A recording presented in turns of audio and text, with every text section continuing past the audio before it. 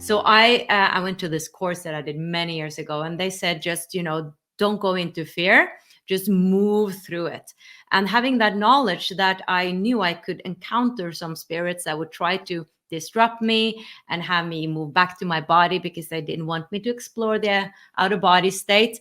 Knowing that really helped me, and that they couldn't hurt me also, and that I could also protect myself with light. Mm. Now, what would you say when it comes to protection? Because some are saying that, oh, you don't need to protect yourself as long as you are in your heart and exude love.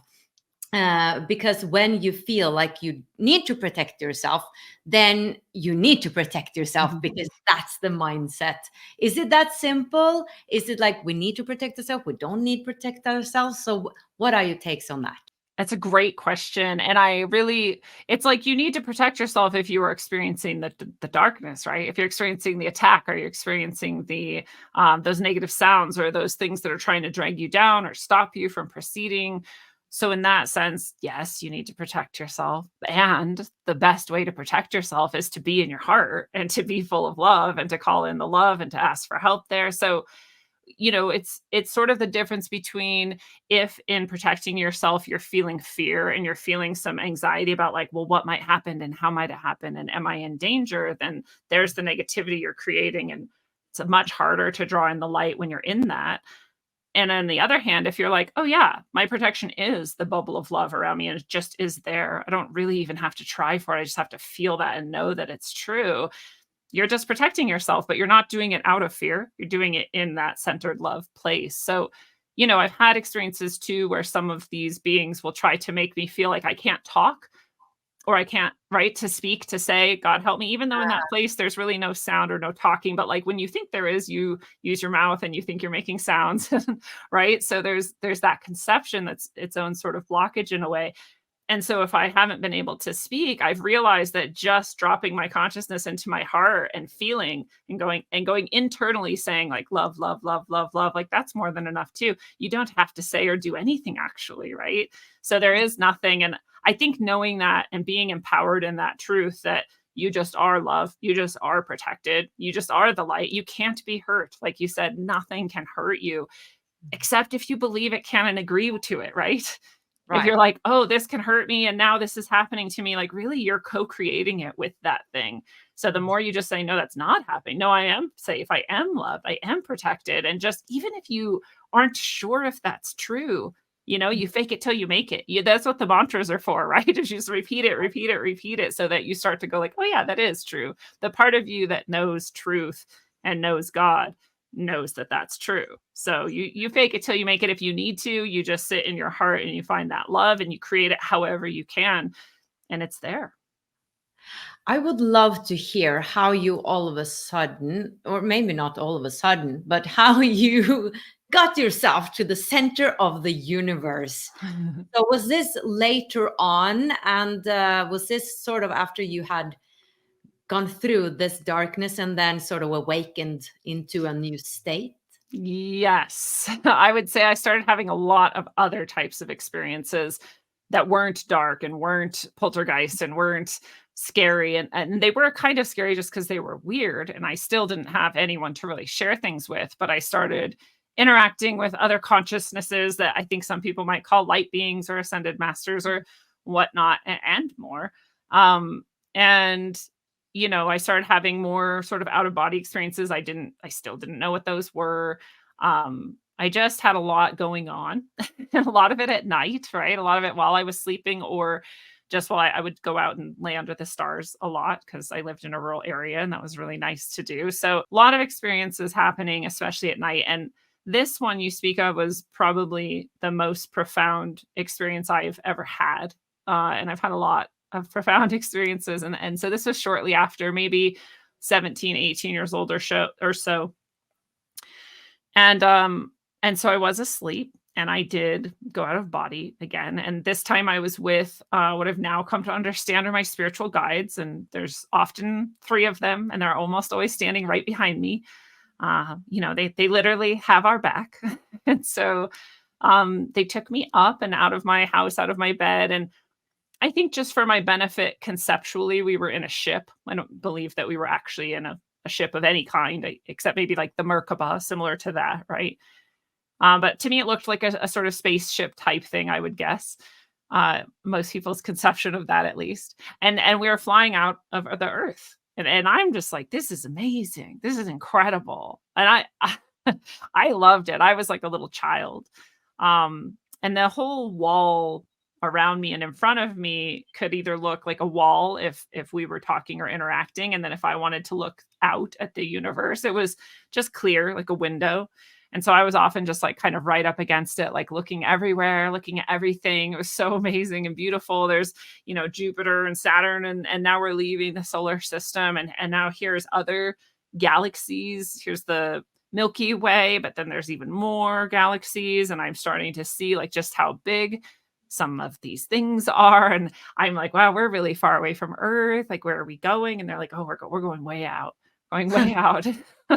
And we're going further and further. There's nebula. I've never seen these things before. Now I've seen them in Hubble telescope pictures and all sorts of stuff. But back in 1998 or whenever this was, no, not really. I hadn't seen any of this stuff. So I'm seeing like stars being born, nebula, and just clusters and all sorts of stuff. And it's all just so beautiful and amazing.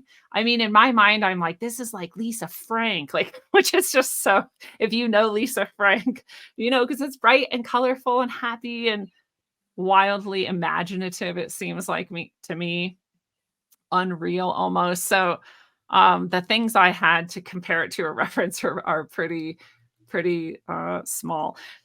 So we're out there flying, and finally we go so far that we're kind of there's actually just like a space of like nothing. There's no stars there. And they're like, well, look over there where there are. And I'm looking, and I realize there's this huge light coming into view, and it's massive. Again, there's no words to describe the size of this cluster of lights. It's not just one light, I realize after looking at it for a time. It's billions and billions and billions of lights that are maybe billions and billions and billions times bigger than our sun. Giant, giant beings. And the more I reflect on this, the more I download about it. So thank you so much for hearing the story and bringing more out. But I understand now as well that this not only was the center of the universe, but also heaven. And also each of those giant lights in itself is its own consciousness that we might call an angel, right? Or like the highest level beings. And they're all clustered there at the center, the brightest light you could ever imagine. And I just feel this overwhelming sense I've never had before or after, well, maybe a little bit after in a different experience, but that's my home. And that I belong there, actually, and that I'm from there, actually, and I just want to go back to it. My desire and longing to be re-immersed in that space is overwhelming, and so I just am up against the glass, staring at it longingly for I don't know how long, because time is weird there. And it's sort of heartbreaking. It's incredibly beautiful, and then I see on either side of this light, the universe we had just flown through, the part of the universe we had just flown through is coming out of one side of it like an hourglass, like half of an hourglass. And on the other side is another. We didn't even go there. There's a whole other side of the hourglass. And so it's coming out like a figure 8 from this center of immense, insane, beautiful light.